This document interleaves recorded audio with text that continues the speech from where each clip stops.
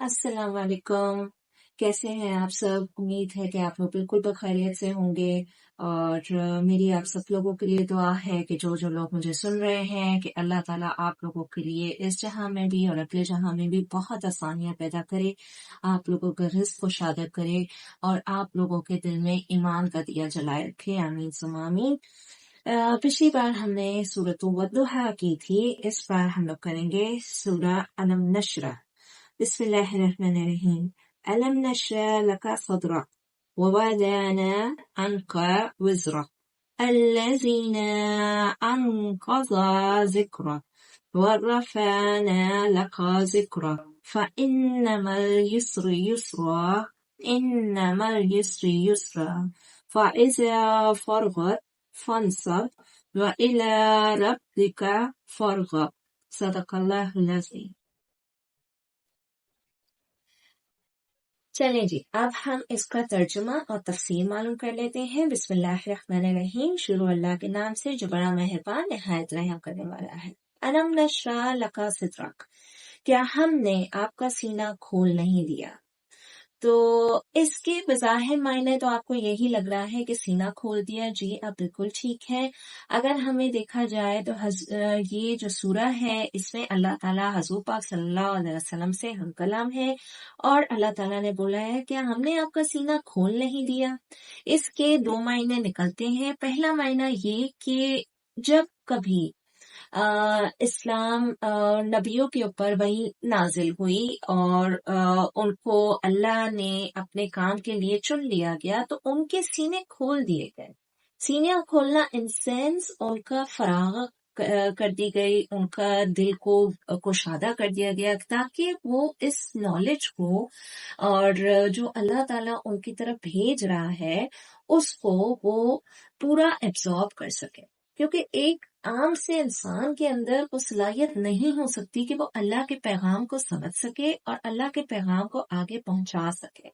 तो पहला जो इसका मायना निकलता है वो ये निकलता है कि अल्लाह ताला ने आप हजूर सल्लल्लाहु अलैहि वसल्लम के लिए उनका सीना खोल दिया ताकि उन्हें कुरान पाक बिल्कुल समझ में आ सके, सही सही समझ में आ सके और उनके दिल को कुशादा कर दिया इसके तालीमात अपने अंदर लेने के लिए। अब देखिए ना, जैसे हम लोग हैं, हम एक ना चीज बिल्कुल अदना से इंसान हैं तो हम लोग क्वेश्चन कर सकते हैं।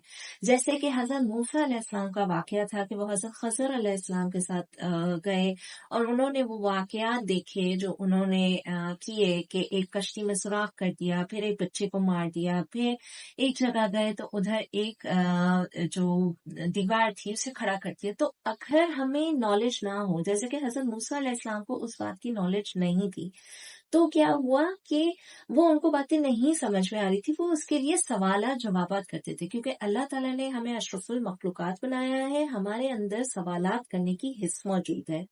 तो अल्लाह ताला ने इधर बोला है कि क्या हमने आपका दिल नहीं खोल दिया?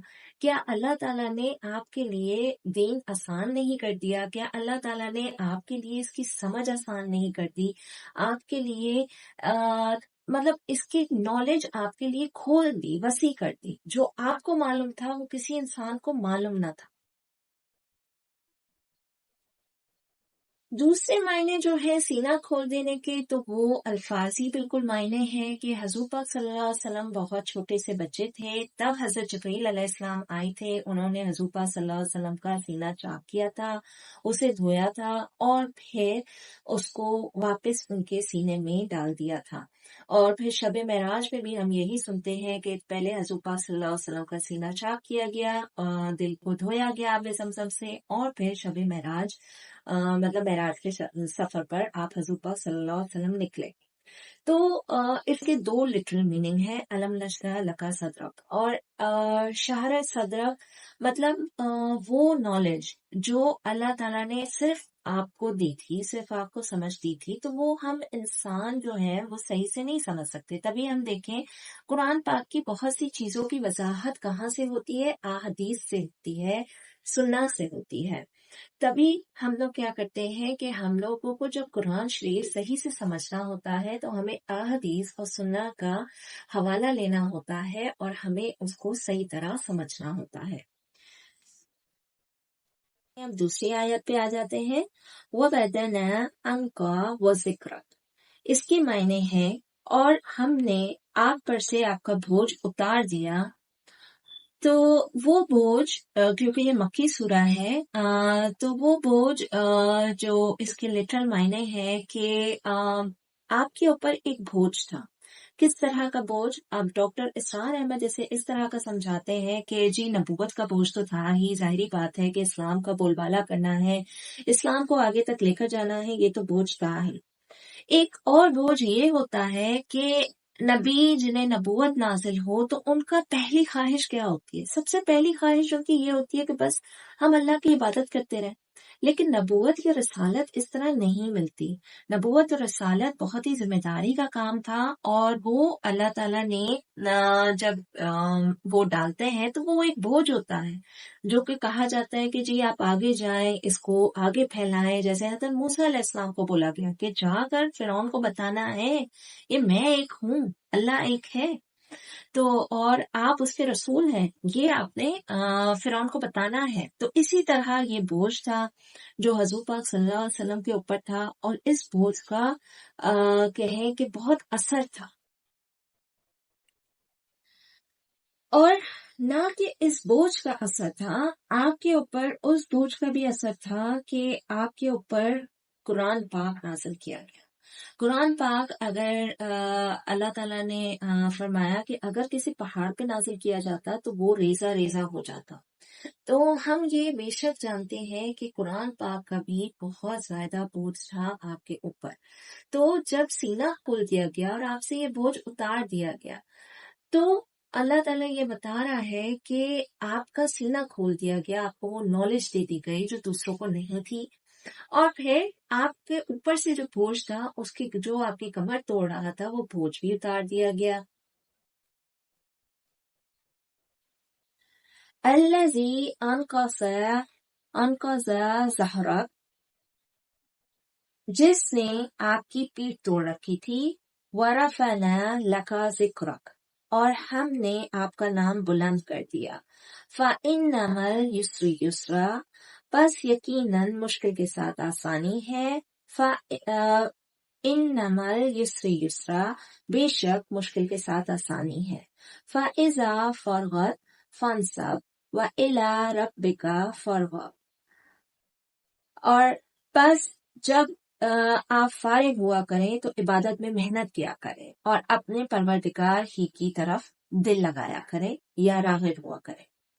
تو صدق اللہ العظیم۔ تو یہ بڑی ہی پیاری سورہ ہے، سورہ علم نشرح۔ اس میں پھر اللہ تعالیٰ نے بتایا کہ ہم نے وہ بوجھ آپ سے اتار دیا جس سے آپ کی کمر توڑ رکھی تھی، اور آپ کا نام بلند کر دیا گیا۔ تو ہم دیکھیں کہ ہمارا کوئی بھی ذکر جیسے کہ ہم لا الہ الا اللہ محمد رسول اللہ، مطلب یہ توحید ہے کہ ہم اللہ تیرے اوپر یقین لاتے ہیں، تیرے علاوہ کوئی عبادت کے لائق نہیں، اور محمد صلی اللہ علیہ وآلہ وسلم آپ کے آخری رسول ہیں۔